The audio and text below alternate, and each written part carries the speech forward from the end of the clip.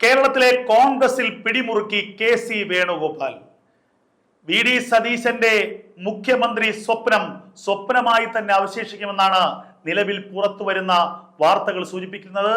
Youth കോൺഗ്രസിന്റെ അധ്യക്ഷ സ്ഥാനത്തേക്ക് OJ ജനീഷിനെ കൊണ്ടുവന്നതോടുകൂടി തന്നെ ഒരു കാര്യം വ്യക്തമായിരിക്കുന്നു. ഇവിടെ കോൺഗ്രസിൽ ഞാൻ വിചാരിക്കുന്നത് നടക്കും എന്ന കെ.സി. വേണുഗോപാലിന്റെ വലിയ സന്ദേശമാണത്. ഹൈക്കമാൻഡിനെ നിയന്ത്രിക്കുന്ന, രാഹുൽ ഗാന്ധിയെ നിയന്ത്രിക്കുന്ന, AICCയുടെ ഫണ്ട് കൈകാര്യം ചെയ്യാൻ വരെ ശേഷിയുള്ള ഇന്ത്യയിലെ തന്നെ ഏറ്റവും സ്വാധീനമുള്ള കോൺഗ്രസ് നേതാവ് താനാണെന്ന് ഒരിക്കൽ കൂടി തെളിയിച്ചിരിക്കുകയാണ് കെ.സി. വേണുഗോപാൽ.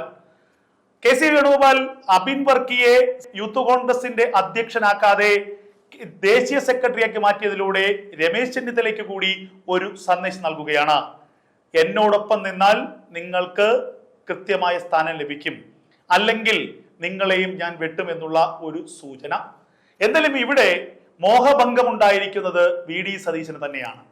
2026 കേരളത്തിലെ നിയമസഭാ തെരഞ്ഞെടുപ്പിലെ റിസൾട്ട് അത് കോൺഗ്രസിന് അനുകൂലമാണെങ്കിൽ ഉറപ്പിച്ചു പറയാം, കെ.സി. വേണുഗോപാൽ കേരളത്തിലെ മുഖ്യമന്ത്രിയാകും. ചിലപ്പോൾ ആദ്യ ടേമിൽ 2 വർഷക്കാലം രമേശ് ചെന്നിത്തലയ്ക്ക് അദ്ദേഹം മുഖ്യമന്ത്രി സ്ഥാനം നൽകുമായിരിക്കാം. എന്നാൽ 3-ാം വർഷം കേരളത്തിന്റെ മുഖ്യമന്ത്രി കസേരയിലേക്ക് കെ.സി. വേണുഗോപാൽ എത്തും. അതിൽ യാതൊരു തർക്കവുമില്ല. പാലക്കാട് വേണമെങ്കിലും, അല്ലെങ്കിൽ കേരളത്തിലെ ഏത് സീറ്റ് വേണമെങ്കിലും യൂത്ത് കോൺഗ്രസിന്റെ നേതാക്കന്മാർ, അല്ലെങ്കിൽ വേണമെങ്കിൽ പാലക്കാട് തന്നെ രാഹുൽ മാങ്കൂട്ടം ഒഴിഞ്ഞു കൊടുക്കാം. കെ.സി. വേണുഗോപാലിനെ പോലെ ഒരാൾ പാലക്കാടോ കേരളത്തിലെ ഏത് മണ്ഡലത്തിൽ മുഖ്യമന്ത്രിയായി അധികാരമേൽക്കാൻ പോകുന്ന ആൾ മത്സരിച്ചാൽ ഈസിയായി വിജയിക്കുകയും ചെയ്യും.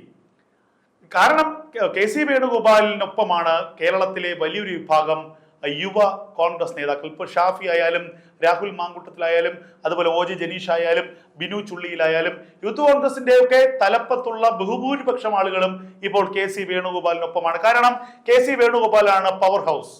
ആ പവർ ഹൗസിനൊപ്പം നിന്നാൽ മാത്രമേ എന്തെങ്കിലും രാഷ്ട്രീയ നേട്ടം ഉണ്ടാകൂ എന്ന് കൃത്യമായി തിരിച്ചറിഞ്ഞുകൊണ്ട് ആ ഭാഗത്തേക്ക് ചാടിയിരിക്കുന്ന നിരവധി നേതാക്കന്മാരുണ്ട്. ഇവിടെ ഏറ്റവും വലിയ ഒരു തിരിച്ചടി ഉണ്ടാകുന്നത് വി ഡി സതീശനാണ്. കഴിഞ്ഞ 5 വർഷക്കാലം പ്രതിപക്ഷ നേതാവ് എന്ന നിലയ്ക്ക് കേരളത്തിന്റെ അങ്ങോളം ഇങ്ങോളം വായിട്ടലച്ച് തെരുവ് പ്രസംഗം നടത്തിയിട്ടും കൃത്യമായ ഒരു സമയം എത്തുമ്പോൾ, അതായത് അധികാര കസേരയിലേക്ക് ഇരിക്കാനുള്ള സാഹചര്യം എത്തുമ്പോൾ, അവിടെ സതീശനെ ചെവിക്ക് പിടിച്ച് പുറത്താക്കി രമേശ് ചെന്നിത്തലയും കെ.സി. വേണുഗോപാലും കൂടെ മുഖ്യമന്ത്രി കസേര കൈയാളുന്ന സാഹചര്യമാണ് വരാൻ പോകുന്നത്. ഇവിടെ രമേശ് ചെന്നിത്തലയുടെ വളരെ ശക്തമായ തിരിച്ചുവരവാണ് നമ്മൾ കാണേണ്ടത്. 2ാം പിണറായി സർക്കാരിന്റെ പ്രതിപക്ഷ നേതാവ് സ്ഥാനത്തേക്കില്ല എന്ന് പറയുന്നു.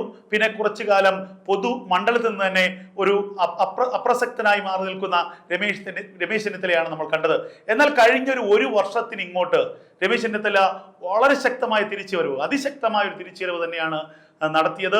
പ്രത്യേകിച്ച് ഇപ്പോഴത്തെ ഈ സ്വർണ്ണപ്പാളി വിഷയം, ശബരിമലയിലെ സ്വർണ്ണപ്പാളി വിഷയത്തിലടക്കം കൃത്യമായി തന്നെ പ്രതിഷേധമുയർത്താനും സർക്കാരിനെ പ്രതിരോധത്തിലാക്കുന്ന ആരോപണങ്ങൾ ഉന്നയിക്കാനും രമേശ് ചെന്നിത്തലയ്ക്ക് കഴിഞ്ഞിരിക്കുന്നു. അതുകൊണ്ട് തന്നെയാണ് രമേശ് ചെന്നിത്തല വീണ്ടും കേരളത്തിന്റെ മുഖ്യമന്ത്രി കസേരയിലേക്ക് രമേശ് ചെന്നിത്തല എത്താനുള്ള സാഹചര്യങ്ങളുണ്ട് എന്ന് നമ്മൾ പറയുന്നത്. എന്തായാലും കെ.സി. വേണുഗോപാലും രമേശ് ചെന്നിത്തലയും കേരളത്തിലെ മുഖ്യമന്ത്രി കസേര കൈയാളും. വി ഡി സതീശന് ആ കസേര എന്നും ഒരു സ്വപ്നമായി മാത്രം അവശേഷിക്കും.